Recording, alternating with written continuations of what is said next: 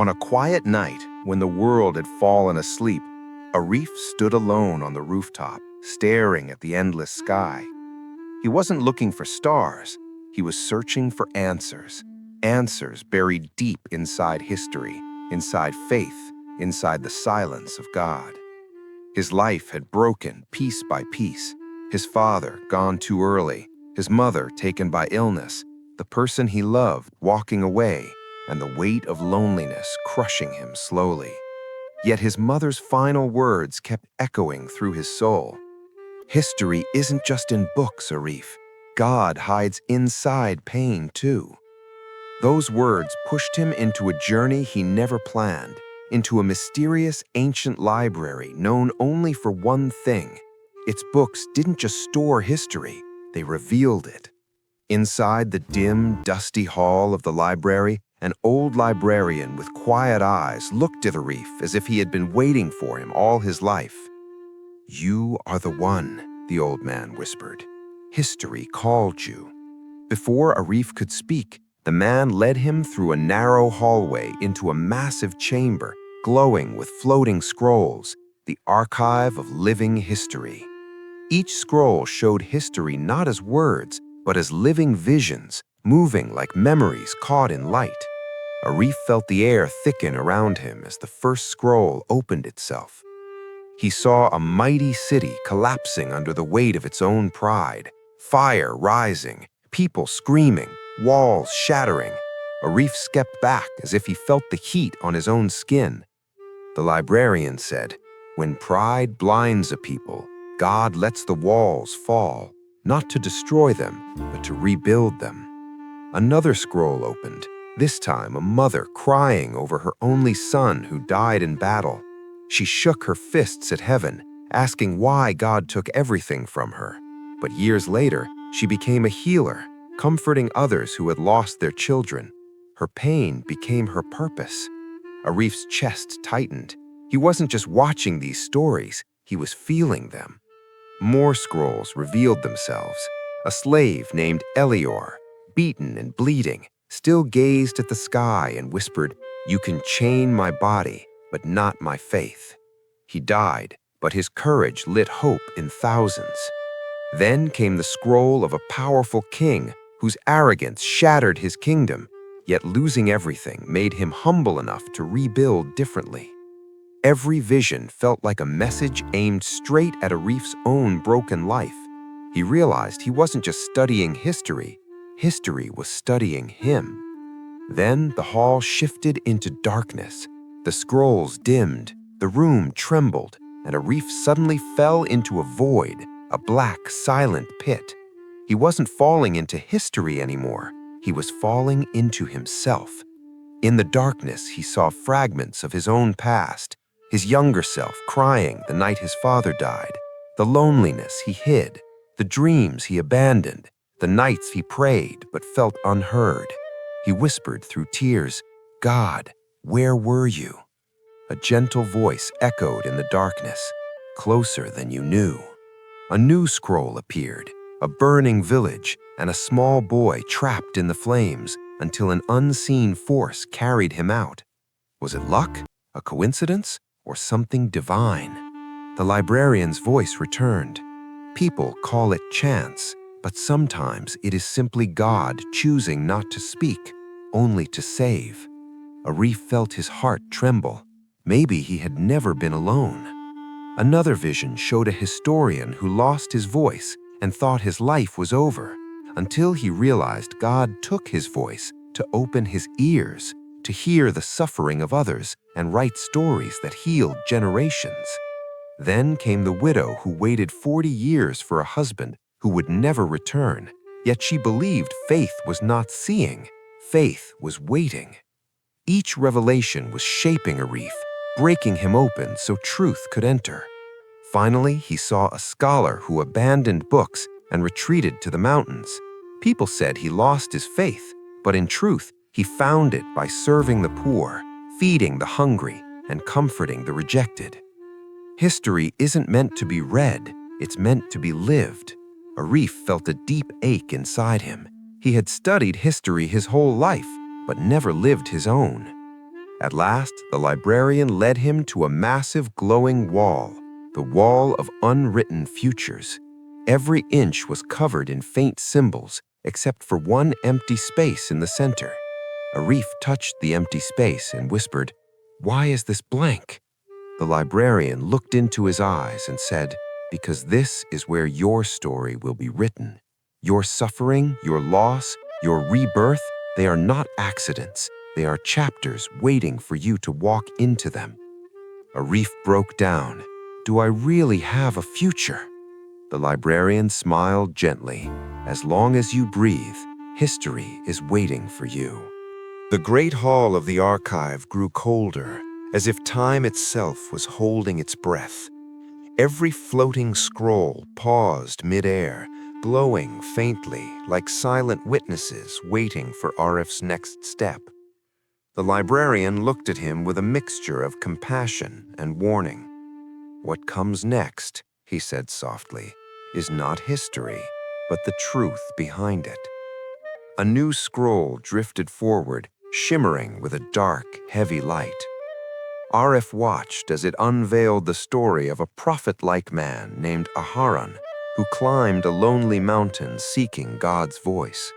He prayed for days, fasted until his body trembled, begged for answers, but heaven stayed silent. The man cried, "God, why won't you speak to me?" And all he heard was the wind echoing his question back. Arif's heart squeezed painfully. He too had prayed through countless nights and heard nothing but silence. The librarian whispered, "Silence is not absence. Sometimes God teaches through the quiet what words cannot." After years without an answer, Aharon descended the mountain with wisdom that shaped generations. God didn't speak, but he taught. The next scroll revealed Solithar, a beautiful, prosperous city that destroyed itself not through war, but through lies, greed, betrayal, and the slow decay of truth. A wise teacher in the scroll shouted, "When people abandon truth, God shakes the ground beneath them." Soon famine struck, then chaos, and the city collapsed under its own corruption. People cried out, "Where is God? Why doesn't he stop this?" But when the ruins settled, the survivors rebuilt with honesty, unity, and compassion. Only through breaking did they remember what mattered. Arif felt the message pierce him. Maybe his own life had fallen apart because some pieces needed to be rebuilt differently. Suddenly, a soft light filled the hall, and a new vision appeared, his mother. Not in words, but in memory. She was sitting on the edge of his childhood bed, brushing his hair gently as he cried after losing his father. She whispered, "Pain will shape you, my son. It will not destroy you." Little Arif asked her, "What if God forgets me?" And she replied, "Even when you don't see God, God sees you." The memory hit him like a wave of grief. He fell to his knees as the vision faded. The librarian placed a hand on his shoulder and said, "Love never leaves. God writes the people we lose into our souls." Another scroll opened before Arif, this one showing a scholar who left everything behind. People called him faithless, a failure who abandoned his studies. But in the mountains, he served the homeless, fed the hungry, and comforted the broken. When someone asked why he left history, he smiled and said, "I did not leave. I finally began to live it." Arif realized he had spent his life chasing answers, but never living his purpose. Ahead, the hallway darkened again. A massive door made of light appeared, pulsing with energy. On it was written, "To understand history, you must walk into your own." The librarian stepped aside. "You go alone from here." Arif swallowed hard and pushed the door open. Inside, he came to face with his deepest wounds. He saw himself as a child crying through endless nights. He saw the moment he realized his mother was dying. He saw the days when he begged God for relief but felt abandoned. The visions broke him. He whispered, shaking, "I ran from my pain because I thought God had left me." Then a smaller version of himself, the child, looked at him through the vision and asked, "If you believed God left you, why did you keep searching for him?" Arif's voice cracked as he said, "Because something inside me refused to give up." The room went still. Words formed in golden light across the darkness. God never left. Arif sobbed, his whole body trembling under the weight of years of unanswered questions. When he finally lifted his head, he saw the librarian was gone. In his place stood a brilliant, radiant being, made not of flesh, but light, warm and overwhelming. The being spoke in a voice that felt like calm waters and thunder all at once. "I am not the librarian. I am the guide sent to show you what history truly means." Arif's breath caught. "Who are you?" The light answered, "Where human knowledge ends, my work begins." The hall fell silent. Every scroll turned toward them, waiting. The light spoke again. "You searched for the theological meaning of history. Now hear it. History is not about kings or kingdoms. History is not about war or victory. History is the record of God's silent work inside broken people. Every tear, every loss, every moment of despair, God weaves them into a story far greater than you can see." Arif's knees gave out. The truth was too large, too heavy, too beautiful. Tears streamed down his face as the light extended a hand, not to lift him, but to steady his heart. Your suffering was not punishment. Your loneliness was not abandonment. Your brokenness was preparation. Arif felt the last pieces of his fear melt away. Then a being of light led him to a final vision. It showed a future hall, bright and filled with students listening to a teacher. The teacher's voice was calm, gentle, meaningful, and that teacher was Arif. He was no longer broken, no longer lost. He was guiding others the same way history guided him, teaching that God's silence is not absence, that suffering shapes the soul, and that every life, no matter how shattered, has purpose. The light slowly began to fade. Its final words echoed through the hall like a promise written into the fabric of time. "Your story is not over, Arif. You stand at the beginning of a new chapter. Now go, walk toward the life waiting for you." And just like that, the archive dissolved. Arif opened his eyes and found himself back outside, standing in the soft glow of morning. The weight in his chest was gone. The sky looked different, wide, open, filled with hope. He took a deep breath, and for the first time in a long time, he felt alive. History had not answered all his questions, but it had answered the ones that mattered. The air inside the archive shifted once again. This time it felt heavier, deeper, as if Arif was standing on the edge of something sacred. The radiant being of light moved forward, and all remaining scrolls quietly drifted aside, leaving only one path open, straight ahead into a corridor where time itself seemed to bend. Arif followed, feeling both fear and purpose rising inside him. The being said, "This final passage is not for understanding the past. It is for discovering why you were brought here." Arif swallowed, nodding, though his hands trembled slightly. A new scroll appeared, darker than the others, surrounded by the echo of thunder and sorrow. It opened to reveal two nations on the brink of a brutal war, a war sparked not by divine will, but by human greed, pride, and the hunger for power. The air in the vision was filled with smoke, fire, and the cries of innocent people trapped in the chaos. Arif felt the pain of that world pulse through him. Soldiers fought without knowing why. Families fled from burning homes, and leaders hid behind excuses. Then an old soldier looked up to the heavens and shouted, "God didn't start this, we did." His voice echoed through the valley. But then came something unexpected. Amid the destruction, strangers helping strangers, enemies rescuing one another, new friendships forming in the ashes of hatred. The being of light said, "God is not the author of destruction, but he can turn destruction into rebirth."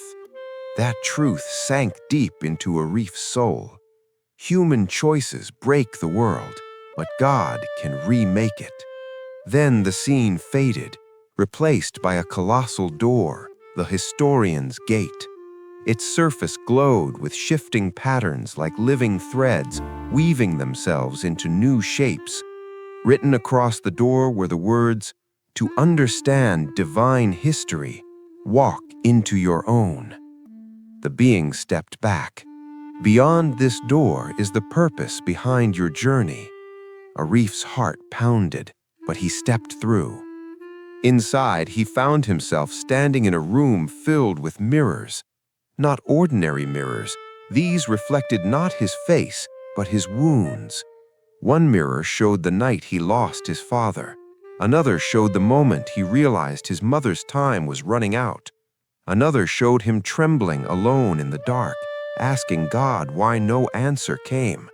Another showed him the day the person he loved walked away, leaving him shattered. The room became a storm of his own memories. "Stop," Arif cried. "I can't watch this." The being's voice wrapped around him like a warm wind. "You must. What you call pain are the stones on which your destiny stands." One mirror cracked open, revealing a scene he had buried for years, himself standing at a window, whispering through tears, "God, if you exist, why don't you help me?" The silence in that memory was suffocating. But then, the present world voice of the radiant being said, "You thought God did not answer, but every unanswered prayer built the strength you needed to survive." Arif wiped his tears, realizing that silence had not been rejection, it had been preparation. The mirrors shattered into golden dust, which swirled into a new vision, his mother's face, smiling with the gentlest warmth. She whispered, exactly as she once had, "You were never alone, my son."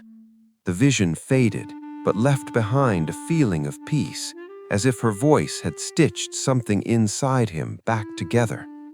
Then came the final scroll, a vision of the future.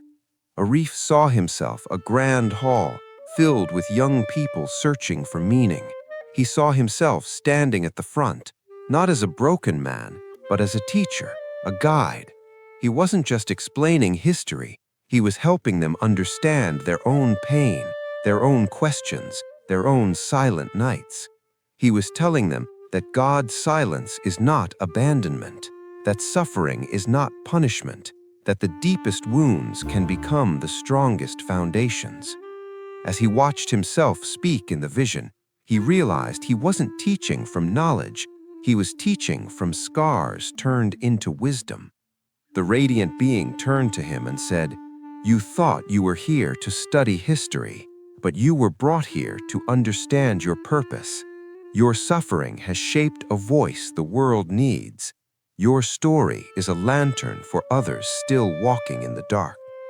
Arif felt something shift inside him, a weight lifting, a new strength forming. He whispered, "I finally understand." Slowly, the radiant being began to fade. "Your journey here is over, Arif, but your real journey begins when you leave this place. Go and walk into the future written for you. And remember, destiny is not found, it is revealed." The archive began to dissolve into light, scrolls fading, walls melting into brightness, time unraveling like fog.